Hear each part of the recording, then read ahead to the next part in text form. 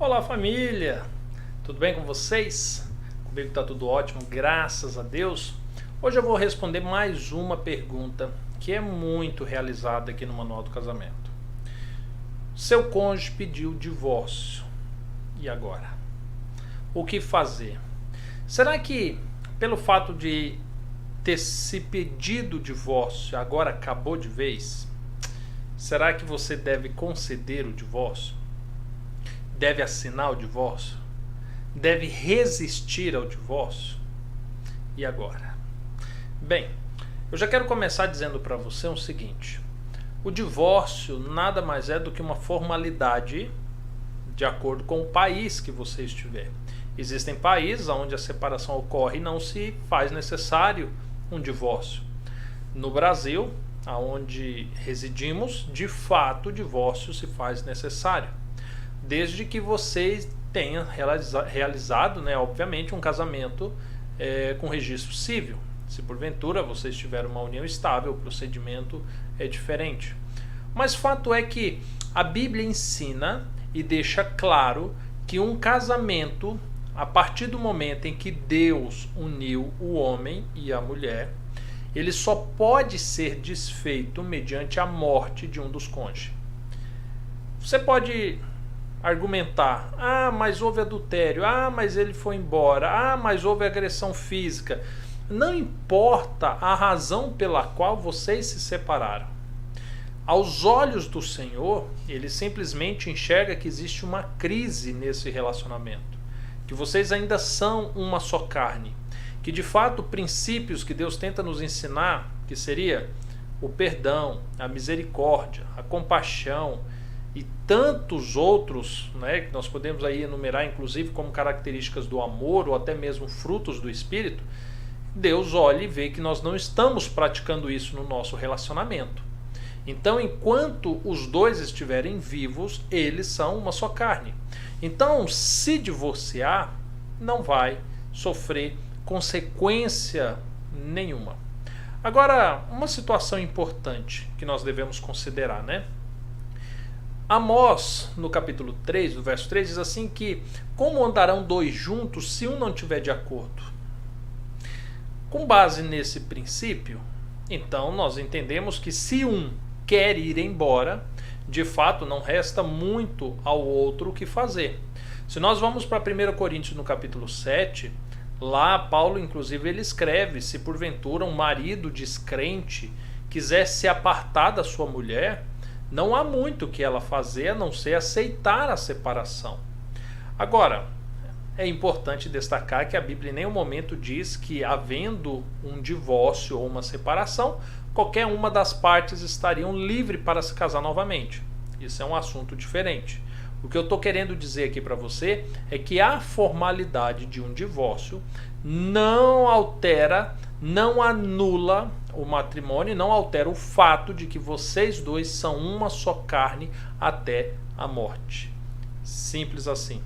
Uma outra coisa importante, que nós podemos mencionar a respeito disso, é que muitas pessoas vão para Malaquias 2,16, aonde diz assim, em algumas versões da Bíblia, que Deus odeia o divórcio.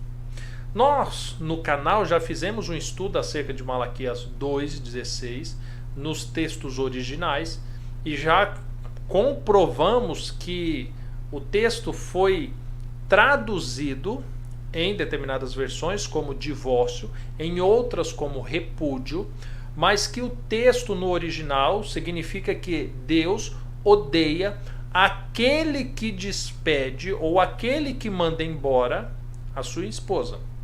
Agora, mandar embora e se divorciar é a mesma coisa? É e não é. Eu vou explicar o porquê. Quando você se divorcia, você tão somente está formalizando algo que você já realizou. Ou seja, o ato que Deus detesta não é de você simplesmente assinar um papel falando que você mandou embora a sua mulher ou o seu marido. O que Deus detesta é de fato o ato de se mandar embora. Ou seja, se o teu marido já te mandou embora, este foi o ato que Deus detestou. Agora você assinar que você foi despedida pelo seu marido, agora isso já não é pecado, já não existe transgressão nenhuma nisso. Na verdade, não há o que ser feito em relação a isso. O que nós precisamos entender é que não existe dolo nenhum em relação a isso. À luz da Bíblia não existe. E sabe uma coisa interessante? Que não adianta você resistir. A legislação de alguns países, inclusive aqui do Brasil, diz que se porventura você resiste a isso, um juiz ou alguma autoridade do Estado, ele vai te representar e vai ocasionar o divórcio. Ou seja, quando você resiste ao divórcio, você gera uma resistência muito maior ao seu cônjuge. Você agora leva uma causa que poderia ser resolvida com simplicidade, com calma, com racionalidade. Agora você leva para um debate jurídico, você leva para que um juiz ele arbitre entre você e seu cônjuge. Automaticamente você vai precisar custear um representante legal, ou seja, um advogado, que normalmente leva parte dos bens embora, e inevitavelmente você vai se divorciar, pois esta é a vontade, este é o desejo do seu cônjuge. Então, diante disso, o Manual do Casamento aconselha, à luz da Bíblia, que se porventura o seu cônjuge deu início a um processo de divórcio, é mais conveniente, é mais sábio vocês entrarem num acordo acerca de divisão de bens, de pensão, de guarda de filhos e aceitar isso naturalmente, do que gerar uma resistência, gerar agora então uma rixa. Lembrando que a Bíblia fala a respeito de rixa, né? Então você não vai gerar uma rixa por causa de algo que é inevitável. Você assinar ou não o papel do divórcio não vai fazer o seu cônjuge mudar de ideia. Não vai fazer com que Deus agora deixe de reconhecer você e seu cônjuge como uma só carne. E por causa disso, nós recomendamos que você haja da maneira mais sábia, mais inteligente. Agora, é inevitável diante disso também nós considerarmos que até mesmo para fazer um acordo sem partir para o litigioso, você precisa ter sabedoria. Então ore, busque dos céus sabedoria de como proceder nesse momento tão crítico da sua vida. E entenda que esse momento do divórcio, quando vocês estão acordando algo a respeito da própria vida, do próprio matrimônio, ali ainda é uma oportunidade de você já começar a trabalhar a restauração do seu casamento. Tá bom? Precisando, estamos à disposição. Que Deus abençoe a todos. Tenham um ótimo dia. Até mais. Tchau, tchau.